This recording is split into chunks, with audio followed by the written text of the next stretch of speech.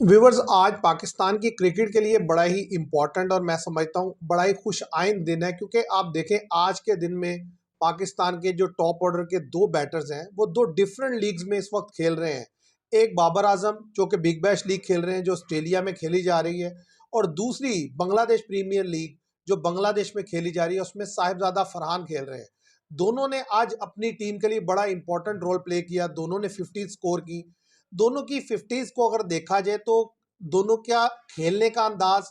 और जो इनिंग्स को कंपोज करने का अंदाज था वो बिल्कुल डिफरेंट था, लेकिन दोनों ने ही मैच विनिंग रोल प्ले किया। हम वन बाय वन दोनों की इनिंग्स को डिस्कस करते हैं और फिर ये भी बात करेंगे कि पाकिस्तान के लिए ये दोनों बैटर्स एक तो इम्पोर्टेंट हैं ही, लेकिन असल इम्पोर्टेंट चीज़ ये होगी कि इनका जो रोल है T20 वर्ल्ड कप 2026 में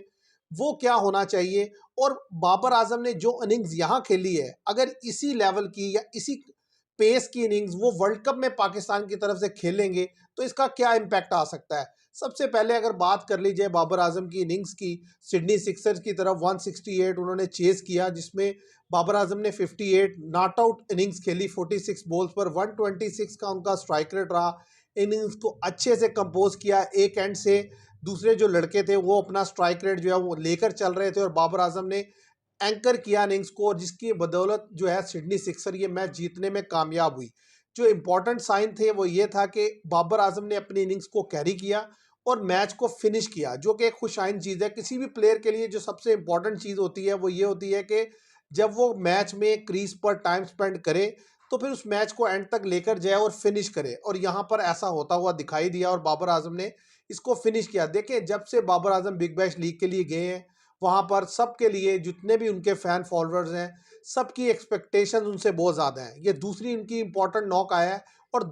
खुशाइन बात यह है कि दोनों 50s जो उन्होंने बनाई है उन दोनों मैचेस में सिटी सिक्सर्स को जीत मिली है। तो हम उम्मीद करते हैं कि आइंदा आने वाले मैचेस में जो बिग बैश के हैं उसमें भी वो बेहतर खेल खेलता हुआ दिखाई देंगे और अपनी टीम को जो है वो नॉकआउट स्टेज तक लेकर जाएंगे, क्योंकि बाबर आजम की फॉर्म जितनी इंपॉर्टेंट सिडनी सिक्सर्स के लिए इतनी इंपॉर्टेंट पाकिस्तान के लिए है, क्योंकि एक महीने का वक्त तकरीबन रह गया जब T20 वर्ल्ड कप स्टार्ट होने वाला है। तो उसमें जो उनकी पोजीशन है वन डाउन पर वो आते हैं, वो बड़ी इंपॉर्टेंट पोजीशन है। तो उनका फॉर्म में होना बड़ा इंपॉर्टेंट है, क्योंकि जो T20 क्रिकेट है उसमें जो टॉप 3 बैटर है उनका रोल बड़ा इंपॉर्टेंट होता है। पावर प्ले उन्होंने लेकर चलना होता है, मैच की टोन उन्होंने सेट करनी होती है, तो उनका फॉर्म में होना बड़ा ज़रूरी है। तो इस लिहाज से बड़ी खुशाइंद है कि बाबर आजम ने एक और 50 स्कोर की है, तो मैं उम्मीद करता हूँ वो आगे भी ऐसे ही खेलेंगे। अब अगर बात की जाए साहिबजादा फरहान की, जो बांग्लादेश प्रीमियर लीग खेल रहे हैं, जिन्होंने 46 बॉल्स ही खेले, 65 रन बनाए, 141 का उनका स्ट्राइक रेट था। मैच विनिंग इनिंग्स इस लिहाज से थी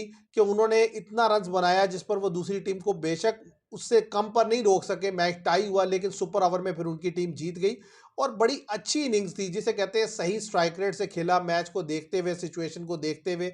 एक अच्छे स्ट्राइक रेट वाली इनिंग्स थी। तो ये दोनों प्लेयर्स की इनिंग्स को अगर आप देखें तो एक की इनिंग्स का जो स्ट्राइक रेट है वो 141 है और एक का 126 है। मैं समझता हूँ इससे एक बात जो समझ आती है इन दोनों इनिंग्स को देखकर, कि ये दोनों तरह की बैटिंग आपको T20 में चाहिए होती है, क्योंकि एक हर लड़का ना तो जो है वो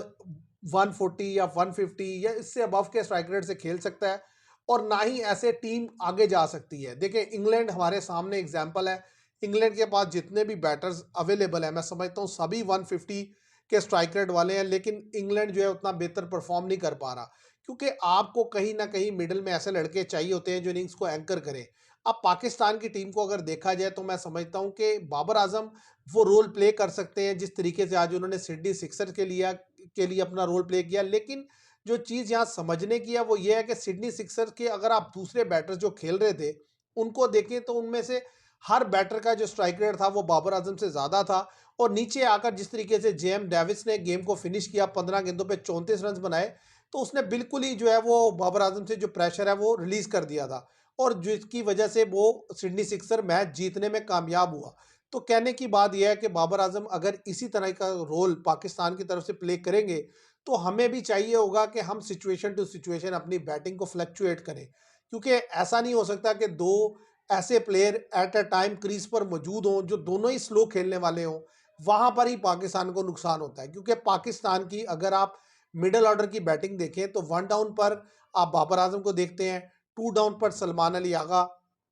और इनके बाद ज़्यादा चांस होता है कि जो बैटर आप खिलाएंगे यानी कि विकेट कीपर, अगर उस्मान खान खेल रहे हैं तो वो, ये तीनों बैटर एक ही पेस के हैं। तो अगर ये एक ही वक्त में दो बैटर इनमें से क्रीज पर आ जाएंगे तो वो जो 4-5 ओवर गुजरेंगे वो बड़े तेजी से गुजरेंगे और रन्स कम आएगा। अब ये कैप्टन के ऊपर बहुत ज़्यादा डिपेंड करेगा कि वो इस तरीके से जो है बैटिंग के अंदर चेंजिंग्स करे बैटिंग ऑर्डर के, कि एट अ टाइम एक प्लेयर अगर इनिंग्स को एंकर कर रहा है तो दूसरा उसके साथ वही लड़का ऊपर खेलने के लिए जाए जो कि इनिंग्स को चला सके, तेज खेल सके। और जाहिर है ऐसा होगा तो आप एक अच्छा टोटल भी लगा पाएंगे, एक अच्छे टोटल को चेज भी कर पाएंगे, क्योंकि T20 में 3-4 ओवर अगर आप अच्छे खेल लेते हैं तो आप मैच निकाल लेते हैं, बुरे खेल लेते हैं तो मैच आपके हाथ से निकल जाता है। Top of the order Sahibzada Farhan form में है, उनका फॉर्म में आना और ज़ाहिर रन्स करना बड़ा इंपॉर्टेंट है। उनके साथ साथ जो दूसरे इंपॉर्टेंट प्लेयर हैं वो साइम अयूब है, अगर वो भी क्लिक करें तो मैं समझता हूँ वो दोनों, और तीसरे नंबर पर बाबर आजम,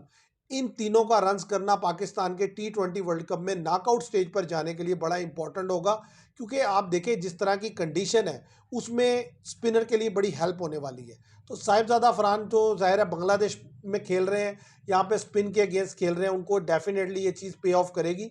बाबर आजम के लिए मैं ज़रूर कंसर्न है कि भाई क्योंकि वो खेल रहे हैं ऑस्ट्रेलिया में और वहाँ पर स्पिनर का इतना रोल नहीं होता जितना फास्ट बॉलर का है, तो वो जब खेलेंगे यहाँ पर आकर तो मैं उनके लिए प्रॉब्लम हो सकती है। लेकिन एक बड़े बैट्समैन है, मैं उम्मीद करता हूँ कि वो अपने आप को एडजस्ट करेंगे कंडीशन में। तो इससे अब ये देखने की बात यह है कि पाकिस्तान की जो टीम है, जो स्काउट आगे अभी अनाउंस होने वाला है, जैसे आज ऑस्ट्रेलिया ने भी अनाउंस कर दिया, ऊपर से अफगानिस्तान ने पिछले दिन अनाउंस किया, इंडिया अपना स्काउट अनाउंस कर चुका है। तो टीम्स अपने स्काउट अनाउंस करती जा रही हैं, तो सबसे पहले तो देखना होगा पाकिस्तान क्या स्काउट अनाउंस करता है। एक प्रोबेबल स्काउट तो मैंने आपके सामने पहले भी रखा था, अब जैसे ही स्काउट होगा उस पर भी बात करेंगे। तो ज़ाहिर है ये जो प्लेयर हैं ये डेफिनेटली स्काउट का हिस्सा होंगे। असल चीज़ क्या है कि इनका रोल क्या रहने वाला है टीम में, उसके ऊपर डिपेंड करेगा, और कैप्टन इनको कितने अच्छे से यूटिलाइज करता है उस चीज़ पर डिपेंड करेगा। क्योंकि अगर इसी लेवल की इनिंग्स बाबर आजम ने खेली और उसके साथ खड़े होने वाले दूसरे एंड के लड़कों ने भी अगर स्लो कर दिया गेम को तो मैच निकल जाएगा। तो ज़रूरी चीज़ ये है कि अगर एक एंड पे एक लड़का स्लो है तो कम से कम दूसरे एंड से इनिंग्स को चलाने वाला होना चाहिए। ये मेरा कहने का सिंपल मकसद है। तो उम्मीद करते हैं कि इन दोनों से जो है वो सबने देखा तो सबने है, और इससे जो टीम है उसको भी सीखने में मदद मिलेगी और वो इसके मुताबिक ही स्ट्रैटेजी प्लान करेंगे T20 वर्ल्ड कप के लिए। आज के लिए इतना ही। Thank you very much.